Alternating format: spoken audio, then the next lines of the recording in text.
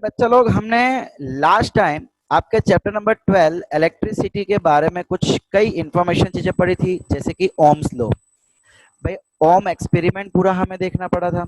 फिर उसके बाद हमने देखा था कि रेजिस्टेंस क्या होता है, रेजिस्टेंस किन किन फैक्टर पे डिपेंड करता है और क्या रीजन है उसके उन फैक्टर्स पे डिपेंडेंट होने के लिए। फिर हमने एक रेजिस्टिविटी देखी थी, जिसे हम स्पेसिफिक रेजिस्टेंस भी बोलते थे। ओके, एक सेकंड होल्ड करना प्लीज। तो भाई सबसे पहले हम पढ़ते हैं सीरीज कनेक्शन ऑफ रेजिस्टर्स या रेजिस्टेंस। अब भाई देखिए बच्चा लोग, सीरीज कनेक्शन होता क्या है। पहले तो आपको यह समझना पड़ेगा कि सीरीज कनेक्शन क्या होता है। तो भाई अगर रेजिस्टेंस का एक टर्मिनल और दूसरे रेजिस्टेंस का एक टर्मिनल अगर कॉमन है, देखो हम क्या बोल रहे हैं, हमारे पास दो रेजिस्टर है, इस रेजिस्टर का ये टर्मिनल, इस रेजिस्टर का ये टर्मिनल अगर मैं कॉमनली कनेक्ट कर दूं, एक दूसरे से कनेक्ट कर दूं, तो मैं बोलूंगा कि वो दोनों सीरीज में है। सिमिलरली अब मैं ले लेता हूं यहां पे एक तीसरा रेजिस्टर। तो भाई देखो, इन दोनों का भी टर्मिनल यहाँ पे कॉमनली जॉइंट है। तो अगर सीरीज कनेक्शन की डेफिनेशन देनी हो तो हम क्या बोलेंगे भाई, अ connection in which one of the terminal is connected commonly. I repeat, क्या बोलेंगे, अ connection in which one of the terminal is connected commonly and another terminal is connected commonly to another instrument is called series connection। भाई देखो, actually parallel में भी एक तो common होता ही है, इसमें सिर्फ एक ही कॉमन होगा, पैरेलल में दोनों कॉमन होंगे। इसके बाद हम देखेंगे पैरेलल में क्या होता है। तो भाई ये ले ली हमने यहाँ पे एक सीरीज कनेक्शन। थोड़ी फिगर बड़ी हो गई है, मैं इसको अच्छे से ड्रॉ कर लेता हूँ वापस।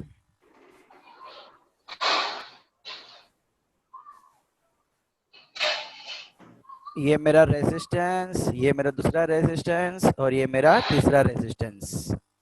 ठीक है भाई, हम यहाँ पे एक बैटरी कनेक्ट कर लेते हैं, यहाँ पे एक एमीटर कनेक्ट कर लेते हैं। ये हो जाएगा प्लस, ये हो जाएगा माइनस। इसको बोल देते हैं R1, R2, R3। अब बच्चा लोग, हमने करंट के बारे में देखा था। करंट कहां से कहां निकलता है भाई, करंट जो है वो पॉजिटिव से निकल के, ये प्लस माइनस, तो पॉजिटिव से निकल के वापस नेगेटिव के अंदर जाता है। इसका मतलब करंट यहाँ पे आपका आएगा। अब यहाँ पे एक चीज आपको याद रखनी है, क्या, in series connection, in series connection current remain same, current remain same। भाई रिमेन सेम का मतलब क्या है कि ये करंट जितना फ्लो हो रहा है उतना ही करंट फ्लो होता रहेगा, पूरे में करंट फ्लो होता रहेगा।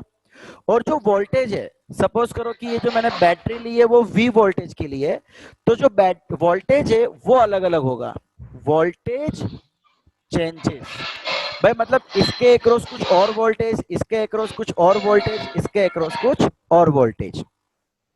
अब आप बोलोगे सर, हमने देखा था कि रेजिस्टर जो है वो करंट को ब्लॉक करने का काम करता है, तो अगर ये करंट ब्लॉक करेगा तो उतना ही current, same to same current आगे कैसे जाएगा। आपका डाउट बिल्कुल सही है, बिल्कुल वैलिड है आपका डाउट।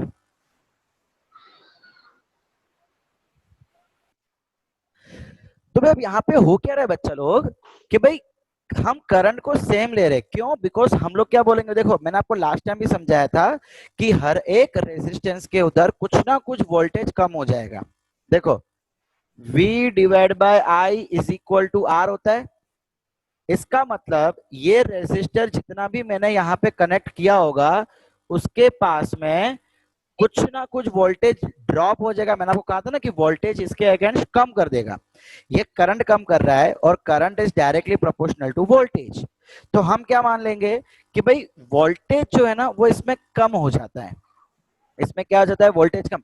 एक्चुअली देखो, आपको इस अभी हम जब पैरेलल कनेक्शन देखेंगे ना तो और अच्छे से समझ आएगा कि हम क्या कहना चाह रहे हैं, क्यों यहाँ पे करंट सेम रहता है और क्यों पैरेलल में करंट चेंज हो जाता है। एक्चुअली यहाँ पे करंट डिस्ट्रीब्यूट नहीं हो रहा, पैरेलल में करंट डिस्ट्रीब्यूट हो जाएगा। 5 मिनट बाद हम वो भी देखेंगे। अभी के लिए इतना याद रख लो एकदम अच्छे से कि सीरीज कनेक्शन के अंदर करंट सेम रहता है, because same to same current यहाँ पे फ्लो होता रहेगा, है ना, same to same current flow होता रहेगा, और वोल्टेज जो है वो चेंज होगा। तो भाई हम ले लेते हैं कि चलिए R1 के अक्रॉस में V1 वोल्टेज ड्रॉप है, R2 के अक्रॉस में वोल्टेज ड्रॉप V2 है, और R3 के अक्रॉस में वोल्टेज ड्रॉप V3 है। वोल्टेज ड्रॉप का मतलब है कि कुछ वोल्टेज इसके पास वेस्ट हो जाएगा, कुछ वोल्टेज इसके पास चला जाएगा, कुछ वोल्टेज इसके पास चला जाएगा। अब देखिए हमें एक फॉर्मूला डिराइव करनी है कि भाई इसका टोटल रेजिस्टेंस कितना होगा। अगर कोई रेजिस्टर सीरीज में है तो उसका टोटल रेजिस्टेंस कितना होगा फॉर इक्विवेलेंट रेजिस्टेंस। भाई इक्विवेलेंट, इक्विवेलेंट मतलब पूरे सिस्टम का, ये पूरा एक सिस्टम है, इस पूरे सिस्टम का कितना रेजिस्टेंस होगा वो डिराइव करना है। ये एग्जाम में बहुत बार पूछा जाता है, बहुत ही इंपॉर्टेंट थियरी है, तो इसे तो हमें याद रखना ही रखना है। अब हम शुरू कैसे करें, याद कैसे रखें, तो एक चीज ये मैं आपको एक ट्रिक बताता हूं कि भाई जो चीज बदल रही है ना वहां से शुरू करो। चेंज कौन हो रहा है, वोल्टेज, तो मैं क्या ऐसा बोल सकता हूं टोटल वोल्टेज। भाई आज आपके इसके अक्रॉस जितना भी वोल्टेज ड्रॉप होगा, जितना भी वोल्टेज कम होगा, वो कंपलसरी आपके टोटल वोल्टेज के इक्वल होगा जितना भी आपने सप्लाई किया है। तो total voltage is equal to V1 plus V2 plus V3। इन तीनों को मैं ऐड कर दूंगा तो कंपलसरी मुझे इतना वोल्टेज मिलेगा। भाई हम जितना देंगे उसमें से ही तो थोड़ा बहुत कट कट के जाएगा, इसके पास थोड़ा गया, इसके पास थोड़ा गया, और जितना बचा कुचा था वो इसके पास चला गया। इट मीन्स ये जो वोल्टेज है वो टोटली बट गया, टोटली सबके पास में बट गया। ठीक है तो भाई देखिए वोल्टेज की फॉर्मूला क्या होती है, हमने लास्ट टाइम देखा था, अकॉर्डिंग टू ओम्स लॉ। भाई हमने लास्ट टाइम देखा था ओम्स लॉ में V is equal to I R, है ना। तो हम क्या करते हैं, ये फॉर्मूला यहां पे रख देते हैं, V is equal to I R is equal to V1 is equal to I1 R1 plus I2 R2 plus I3 R3। अब हमने क्या देखा था, करंट तो सेम है, तो करंट में भाई मुझे 1 2 3 लिखने की जरूरत नहीं है, बिकॉज करंट तो सेम है। चेंज कौन हो रहा है, वोल्टेज चेंज हो रहा है, और रेजिस्टेंस अलग अलग है। ये रेजिस्टर्स हम लोगों ने कनेक्ट किए हैं। वोल्टेज ड्रॉप किस हिसाब से होगा, जितनी टोटल वोल्टेज आपने यहाँ पे सप्लाई की होगी उसके अगेंस्टली होगा। ठीक है, अब भाई यहां से मैं I को कॉमन ले लेता हूं, I R is equal to I common R1 plus R2 plus R3। भाई देखो ये आई दोनों तरफ से कट हो जाएगा, क्या बचा, R is equal to equivalent resistance, इसे हम क्या बोलेंगे, equivalent resistance is equal to R1 plus R2 plus R3।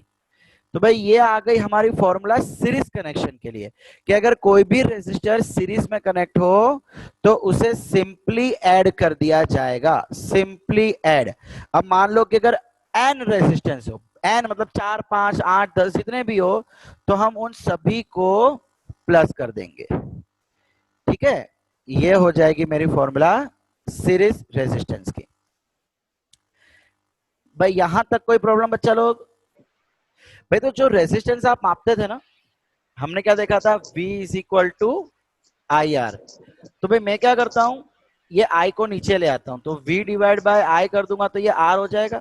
So actually इसकी यूनिट क्या होनी चाहिए थी, इसकी यूनिट होनी चाहिए थी भाई वोल्ट पर एम्पियर, है ना। देखो वोल्टेज का वोल्ट और करंट का ए, तो वोल्ट पर एम्पियर इसकी यूनिट होनी चाहिए थी, जो है भी। लेकिन अब इसको जो साइंटिस्ट था ओम ने बताया था, इसलिए इसको एक दूसरा यूनिट दे दिया गया, स्टैंडर्ड यूनिट ओम। और ओम का सिंबल है ये ओमेगा। इस सिंबल का नाम क्या है, सिंबल का नाम है ओमेगा, ओम। अब भाई हमने एक और चीज देखी थी लास्ट टाइम, कहां लिखूं, यहां लिख लेता हूं। लास्ट टाइम हमने एक और चीज देखी थी, R is equal to rho L by A. जिसमें से रो क्या था, स्पेसिफिक रेसिस्टिविटी। तो भाई कई बार है ना एग्जाम में इसकी यूनिट भी पूछते हैं, स्पेसिफिक रेसिस्टिविटी की यूनिट पूछते हैं। तो मैं क्या करता हूं, इसको इधर ले आता हूं आर ए, और ये लेंथ को नीचे ले जाता हूं एल। अब यहां से इसकी यूनिट बनाता हूं, आर के लिए ओम, एरिया के लिए मीटर स्क्वायर, और लेंथ के लिए मीटर। तो ये एक एक कट हो गया, क्या बचा, ओम मीटर। तो भाई याद रखना रेसिस्टिविटी की यूनिट, स्पेसिफिक रेसिस्टिविटी या स्पेसिफिक रेजिस्टेंस, उसकी यूनिट क्या होती है, ओम मीटर। ठीक है भाई, समझ आया यहां तक? Yes sir. भाई तो हमने सीरीज कनेक्शन पढ़ लिया, अब हम देखने जा रहे हैं पैरेलल कनेक्शन। भाई what do we mean by parallel connection, definition आती है।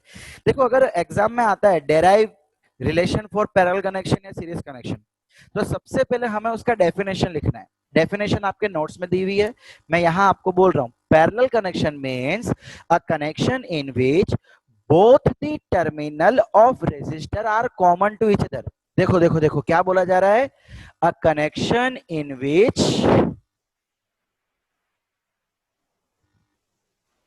Connection in which both the terminal, देखो ये रेजिस्टर है, इसका ये एक टर्मिनल, ये दूसरा टर्मिनल, ये इसका एक टर्मिनल, इसका दूसरा टर्मिनल, इसका ये एक टर्मिनल, इसका दूसरा टर्मिनल। एक्चुअली ये कॉमन है।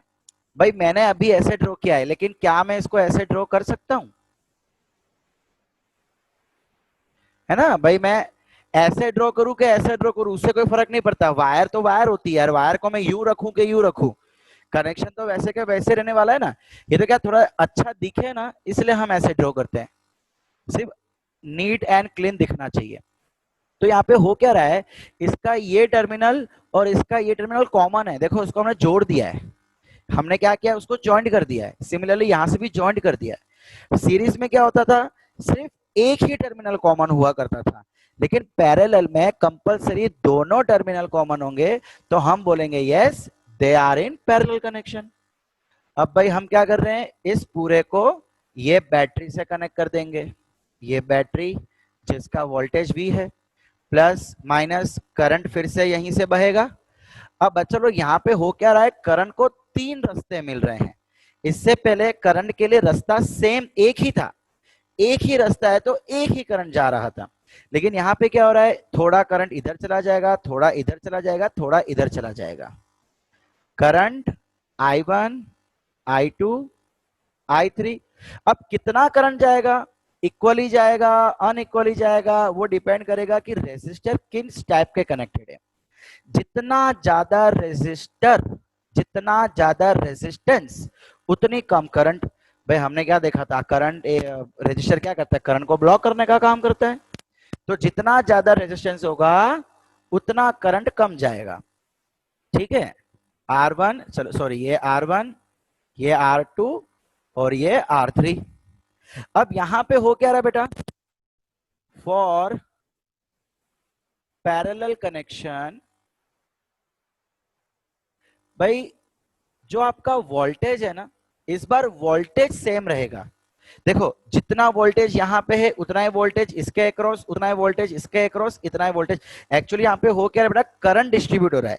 इससे पहले क्या था, करंट सेम था, तो वोल्टेज को ना चाहते हुए अलग होना पड़ेगा। क्यों अलग होना पड़ेगा भाई, एक लॉजिक सी बात है। देखो V divide by R is equal to sorry V divide by I is equal to R होता है। अब पिछली बार क्या था, करंट सेम था, तो करंट तो हम चेंज कर ही नहीं सकते, और दूसरा एक चेंज हो रहा था रेजिस्टर। अब तो बचा क्या, रेजिस्टर के कारण इसको भी चेंज होना ही पड़ेगा। इस केस में क्या है, इस केस में क्या है, क्या आपका करंट वही का वही है, करंट वही का वही है। Sorry sorry sorry, my mistake. भाई करंट चेंज हो रहा है, इससे पहले करंट वही का वही था, तो रेजिस्टर बदलेगा तो अब वोल्टेज को बदलना पड़ेगा। लेकिन अब की बार क्या हो रहा है कि करंट भी चेंज हो रहा है, करंट चेंजेस। क्यों चेंजेस, भाई डिस्ट्रीब्यूट हो रहा है ना, थोड़ा वहां चला गया, थोड़ा यहां चला गया, थोड़ा यहां चला गया, डिस्ट्रीब्यूट हो गया। तो करंट चेंज हो गया। अब करंट चेंज होने के कारण अगर मैं V is equal to I R लिखूं तो इन दोनों का मल्टीप्लीकेशन हमेशा सेम होगा। इन दोनों का मल्टीप्लीकेशन हमेशा सेम होगा। क्यों सेम होगा भाई? V divide by I is equal to constant, हमने पढ़ रखा है ना, V divide by I is equal to constant. तो भाई अगर ये करंट चेंज होगा, अगर ये करंट चेंज होगा वोल्ट, तो ये भी चेंज होगा। सो इन दोनों को जब हम मल्टीप्लाई करेंगे तो ये हमेशा वैसा का वैसा ही रहेगा। और ये चीज एक्सपेरिमेंटली देखी गई है, ये चीज एक्सपेरिमेंटली देखी गई है। सो इसके अक्रॉस वोल्टेज V, इसके अक्रॉस वोल्टेज V, इसके अक्रॉस वोल्टेज V, तीनों के पास सेम वोल्टेज होगा। सो हम यहां पे लिख लेंगे V रिमेन सेम। चलिए भाई अब हम फाइंड करते हैं equivalent resistance.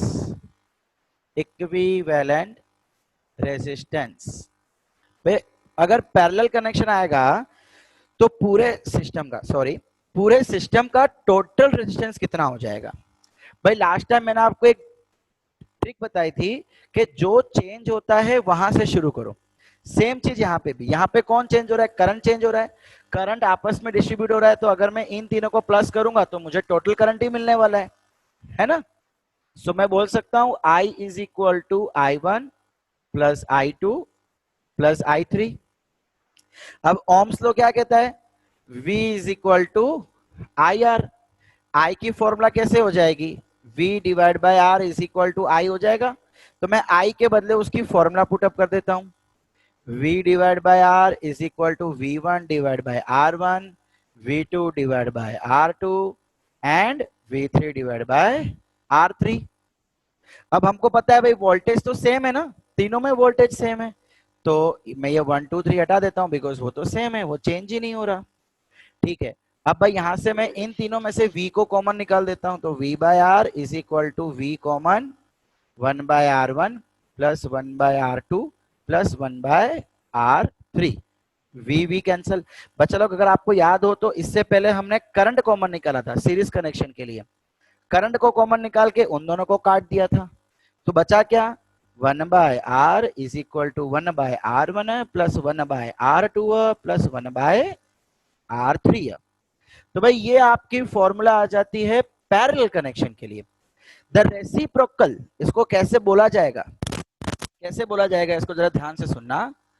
The reciprocal of equivalent resistance is equal to the sum of reciprocal of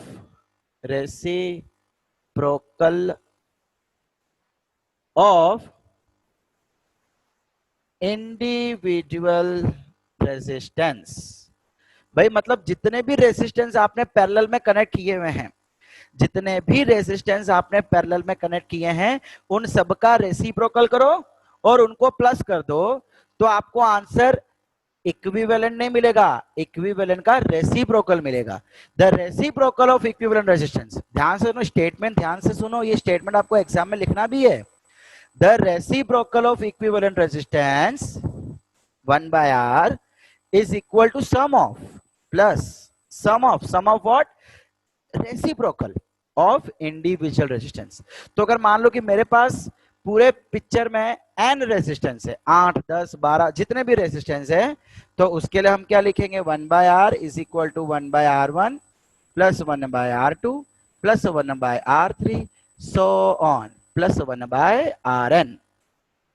जितने भी रेजिस्टेंस मेरे पिक्चर में होंगे, सिस्टम में होंगे, सर्किट के अंदर होंगे, उसको हम इस तरीके से प्लस कर लेंगे। ठीक है बच्चा लोग।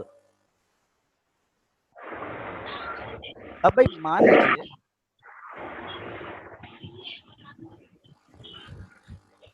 भाई ये जो टावर से जो वायर जाती है ना, ट्रांसमिशन वायर कहते हैं उसको। कौन सी वायर? ट्रांसमिशन वायर, है ना। ऐसी आपने टावर बिल्कुल देखे होंगे। अब भाई उसमें से ऐसी ऐसी वायरें भी आपने देखी होगी। हाँ सर। ऐसे ऐसे 3 वायर जाती है। अब अगर सपोज करो कि एक आदमी इस पे चढ़ के यहाँ पे इसको टच कर रहे हैं, या मैं सीढ़ी लगा के इसको टच कर लूं, तो मैं क्या होगा, मुझे करंट आएगा, मैं उस समय मर जाऊंगा। इतना हाई करंट होता है, इतना हाई वोल्टेज होता है कि हम उसको झेल नहीं सकते। भैया आप अपने आप अपने आप को म्यूट करो सब लोग। अंकित, अरे अंकित 9 बजे तक चल खुला रहता है। क्या अरे mad Ankit. Okay, so my question is, भाई अगर इसके ऊपर कोई चिड़िया आके बैठ जावे, मुझे नहीं पता ये कौन सी चिड़िया है, बस ये कोई ना कोई चिड़िया है। भाई मान लो ये कोई चिड़िया है, भाई अभी ज्यादा सवाल जवाब मत करना। आहा, मस्त है भाई ये चिड़िया। मस्त है। हाँ भाई, अगर चिड़िया इसके ऊपर आके बैठ जाती है तो उसको करंट नहीं लगता, मैं अगर पकड़ूंगा तो मुझे करंट लगेगा। या अगर मैं इसके ऊपर बैठ जाऊंगा, मान लो तीनों वायर के ऊपर मैं लेट गया, तो भी मुझे करंट लगेगा, मैं उसी समय मर जाऊंगा। लेकिन ये जो चिड़िया यहाँ बैठी है उसको करंट नहीं लगता, उसको कोई कुछ भी नहीं होता। बताइए क्यों? भाई देखो, हमने जब इस चैप्टर की शुरुआत की थी तो क्या बोला था कि अगर कोई 2 पॉइंट है ए और बी और उसके बीच में कहीं ना कहीं इलेक्ट्रॉन पड़ा है, तो इलेक्ट्रॉन अगर मुझे करंट चाहिए तो मुझे क्या करना पड़ेगा, इसका और इसका पोटेंशियल चेंज करना पड़ेगा, वोल्टेज कुछ और रखना पड़ेगा। हमने कुछ ऐसा एग्जाम्पल भी देखा था 8 और 5, तो फिर ये इधर जाता था लो से हाई, लो से हाई जाता था। तो अगर पोटेंशियल डिफरेंस है तो इलेक्ट्रॉन फ्लो करेगा और तो ही करंट पैदा होगा, वरना नहीं। सपोज करो कि अगर मैं यहाँ पे 5 वोल्ट कर दूं पोटेंशियल, इसका मतलब फिर ये इलेक्ट्रॉन फ्लो ही नहीं होगा, ये जहां है वहीं का वहीं खड़ा रहेगा। अगर वहीं का वहीं खड़ा रहेगा तो करंट कैसे आएगा, बिल्कुल नहीं आएगा। तो ये कॉन्सेप्ट याद रखना कि इलेक्ट्रॉन को फ्लो करवाना है, करंट को बहाना है, तो पोटेंशियल डिफरेंस होना चाहिए। अब बच्चा लोग, जब मैं यहाँ पे सपोज करो कि ये सीढ़ी मतलब ये टावर पे चढ़ रहा हूं, तो टावर की जितनी भी पाइप है वो सारी की सारी पाइप लोखंड की बनी होती है, आयरन, और वो आयरन कंडक्टर होता है और वो नीचे ग्राउंड से कनेक्टेड है। और भाई अगर हम अर्थिंग करते हैं, अगर आपको याद हो, तो अर्थिंग करने का मतलब होता है करंट को में डाल देने का, उसका कॉन्सेप्ट हम देखने वाले बाद में। तो भाई जब मैं इस वायर को टच करूंगा तो अल्टीमेटली मेरे पांव ग्राउंड से कनेक्टेड है और मेरे हाथ यहां से। अब डायरेक्टली पांव कनेक्टेड नहीं है, लेकिन मैं लोखंड पे हूं और लोखंड ग्राउंड पे है। सो वाया वाया होते होते मेरे पांव ग्राउंड पे पहुंच गए और मेरे हाथ वहां पे। अब ग्राउंड का जो पोटेंशियल होता है वो 0 होता है बेटा, ग्राउंड का पोटेंशियल 0 होता है। और ये जो वायर है इसका कोई ना कोई पोटेंशियल होगा, कोई ना कोई होगा। तो होगा क्या भाई, मुझे करंट लगेगा। और सपोज करो कि मैं इन तीनों के ऊपर एक साथ आ जाता हूं। सो भाई ये 3 वायर होती है, तीनों के ऊपर 220 के आसपास वोल्टेज होता है, लेकिन सेम नहीं होता। किसी में 221 होगा तो किसी में 219 होगा, मतलब फर्क होगा। 100% सेम कभी पॉसिबल नहीं है, डिफरेंस होता ही होता है। तो अगर मैं किसी दो को या पूरे तीनों को एक साथ पकड़ लूं, ही मैन की तरह ही हा होगा क्या, ही हा के बाद हु हा हो जाएगा, मतलब ओम नमः शिवाय। अब जब चिड़िया यहाँ पे बैठी है, सुनो सुनो सुनो सुनो सुनो, अब जब चिड़िया यहाँ पे बैठी है तो बच्चा लोग, वो तो एक ही वायर के ऊपर बैठी है ना, उसके पांव लंबे तो होते नहीं है कि ऐसे चौड़ी होके बैठ जावे, हैं? ऐसे चौड़ी होके बैठ सकती है बर्ड? पॉसिबल ही नहीं है। बर्ड जब बैठेगी तो वो तो एक ही वायर के ऊपर बैठेगी। सपोज करो कि उसका फर्स्ट पांव इधर है, सेकंड पांव इधर है, तो भाई यहाँ का पोटेंशियल 220, यहाँ का पोटेंशियल 220, डिफरेंस 0। डिफरेंस कितना हो गया, 0 हो गया। अब अगर डिफरेंस है ही नहीं तो करंट उसके पास जाएगा ही नहीं। आप समझ में क्या बोल रहा हूँ? इलेक्ट्रॉन जो है वो उसके बॉडी से फ्लो ही नहीं यस। होगा। हमारे यहाँ पे इलेक्ट्रॉन हमारे बॉडी से फ्लो हो रहा है। हमारी बॉडी क्या है बेटा, एक हमारी body is a conductor. Yes, हमारी बॉडी जो है, बर्ड की बॉडी है, एनिमल की बॉडी है, सभी की बॉडी कंडक्टर है। तो करंट पास हो जाएगा, लेकिन इसके थ्रू तो करंट पास ही नहीं हो रहा, वो इलेक्ट्रॉन जा ही नहीं रहा उसके बॉडी के अंदर।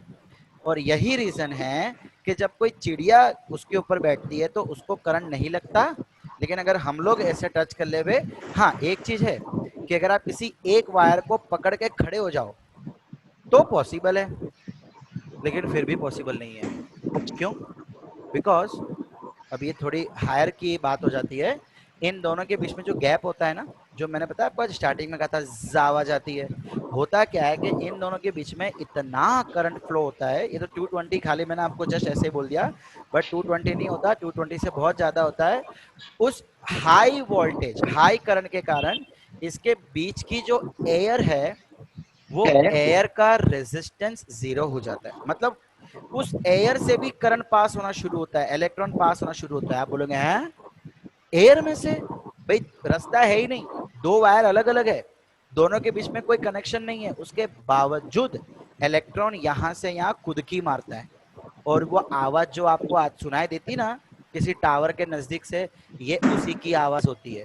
वो अपने आजू बाजू की एयर को आयोनाइज कर देता है। ठीक है, ये बहुत अलग कॉन्सेप्ट है, हम इस कॉन्सेप्ट में डिटेल में नहीं देखेंगे, वो देखने लगे तो रात हो जाएगी। खूबसूरत सा कॉन्सेप्ट है वो।